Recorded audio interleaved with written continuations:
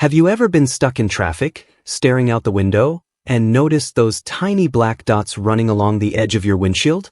You've probably seen them hundreds of times. On almost every car you've ever ridden in. On the windshield.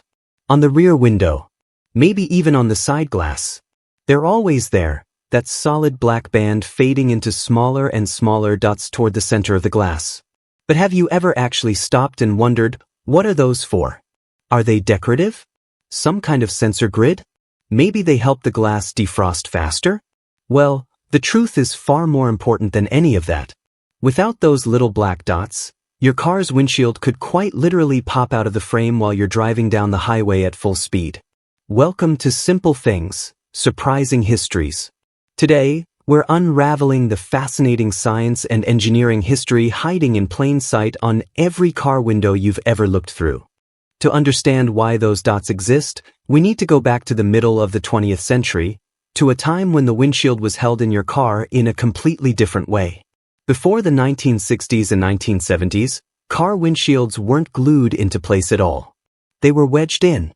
Automakers used large, thick rubber gaskets, essentially a continuous loop of rubber that gripped the edge of the glass on one side and the metal frame of the car body on the other. The glass sat inside this rubber channel and was held in position purely by compression. It worked. For a while. But it wasn't particularly good. Those rubber gaskets rattled. They aged and hardened and eventually cracked.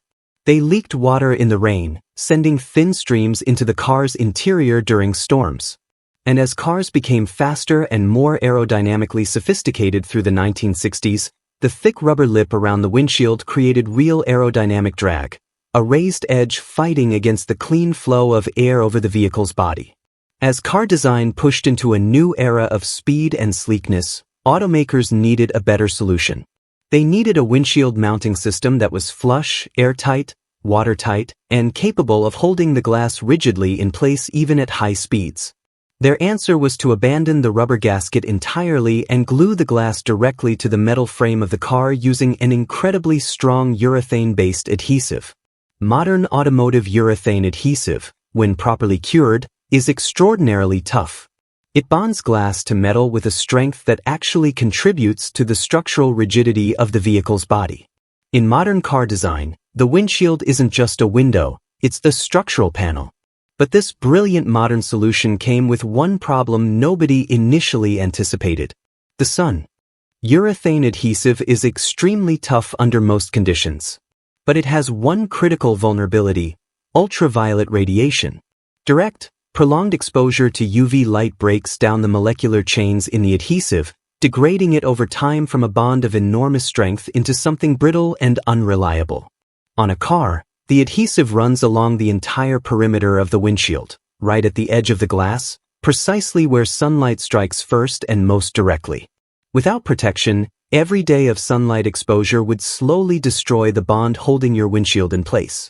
Over time, the glass would begin to lift, flex, and ultimately fail, potentially at the worst possible moment. Automakers needed a permanent UV barrier. Something that couldn't peel off, couldn't fade, couldn't be scratched away. Their solution is called the Frit. That solid black band around the edge of your windshield is not a sticker. It is not paint applied after the glass was made. It is a special ceramic-based ink that is printed directly onto the glass surface and then baked into it at temperatures exceeding 600 degrees Celsius during the glass manufacturing process. At that temperature, the ceramic Frit fuses permanently into the glass surface itself. It becomes part of the glass. The result is a border that is essentially indestructible under normal conditions. It cannot be scraped off. It cannot be dissolved. UV radiation cannot penetrate it. The adhesive bonding your windshield to your car sits safely behind this ceramic shield, protected from the sunlight that would otherwise degrade it over years of daily exposure. The Frit also does two additional jobs simultaneously. Its rough, baked-in surface texture gives the urethane adhesive something to mechanically grip. A textured surface bonds far more strongly than smooth glass. And from inside the car, the opaque black band neatly hides the adhesive bead itself, presenting a clean visual boundary between the glass and the car body rather than a visible line of gray glue. 3 problems. 1 solution. baked permanently into the glass. So the solid black band explains itself. But it still doesn't explain the dots. Why not just have the solid band and then clear glass immediately afterward? Why is there a transition zone of gradually shrinking dots between the black edge and the transparent center? The answer is thermodynamics, and it takes place not on your car, but in the factory where the windshield is made. Modern car windshields are not flat. They're curved, gently in some models, dramatically in others, to follow the aerodynamic shape of the vehicle's body and to provide the correct visual geometry for the driver. To achieve that curve, the flat glass is placed in enormous industrial ovens and heated until it softens just enough to be shaped over a precisely machined mold. The glass is then cooled in a controlled way, a process called tempering that gives it its final strength and shape. Here is the problem. Black surfaces absorb heat dramatically faster than transparent ones. During the oven heating process, the solid black frit band around the edge of the glass heats up significantly faster than the clear glass in the center. If there were a sharp, sudden boundary between the hot black edge and the cooler clear center, the temperature difference across that boundary would be extreme, and that temperature differential creates thermal stress in the glass. Glass under uneven thermal stress does two things, both of them bad.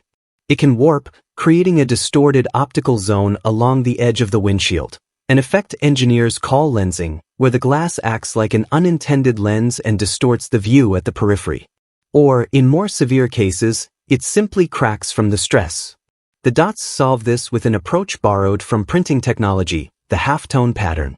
By transitioning from solid black to progressively smaller and more spaced out dots, the frit creates a gradual thermal gradient. Where the dots are large and closely spaced, the surface still absorbs significant heat, close to the behavior of the solid band. As the dots become smaller and further apart toward the center of the glass, the heat absorption decreases proportionally. By the time you reach clear glass, the temperature is transitioning smoothly from the hot edge to the cooler center, rather than jumping abruptly from one thermal condition to another. This smooth thermal gradient eliminates the stress concentration that would otherwise warp or crack the glass during manufacturing. The dots aren't there for the finished windshield in your car. They're there because of what happened to that glass before it ever reached your car, in a factory oven, being shaped into the precise curve that fits your vehicle. There is one more place you'll find a particularly dense concentration of these dots on most modern vehicles, right behind the rearview mirror, clustered in a roughly rectangular zone between the mirror mounting point and the top of the windshield. Automakers have a specific name for this. They call it the third visor frit. And it exists because of a gap in the sun protection that your car's sun visors were never designed to cover. Your driver's side and passenger's side sun visors can fold down to block direct sunlight coming from ahead and slightly to either side. But there is a zone, that narrow strip right at the top center of the windshield, directly above the rearview mirror, where neither visor can reach. When the sun is at the right low angle in the morning or evening sky, it shines directly through that gap and straight into the driver's eyes. The third visor frit is the permanent solution. That dense cluster of dots at the top of the windshield acts as a partial filter, blocking enough of the direct solar glare in that unprotected zone to make a meaningful difference in driver comfort and safety, without obscuring the driver's forward view in the way a solid black band would. It's a small detail, but on an early morning commute with the sun hanging low and bright on the horizon, it's doing real work.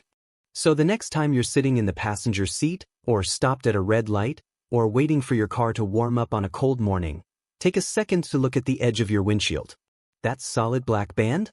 It's a ceramic shield, fired into the glass at over 600 degrees, protecting the adhesive bond that holds your entire windshield in place against years of UV exposure. Those fading dots? They're a thermal engineering solution, preventing your windshield from warping and cracking in the factory oven where it was curved into shape, a halftone gradient managing heat transfer across a critical thermal boundary. And that cluster of dots right behind your mirror?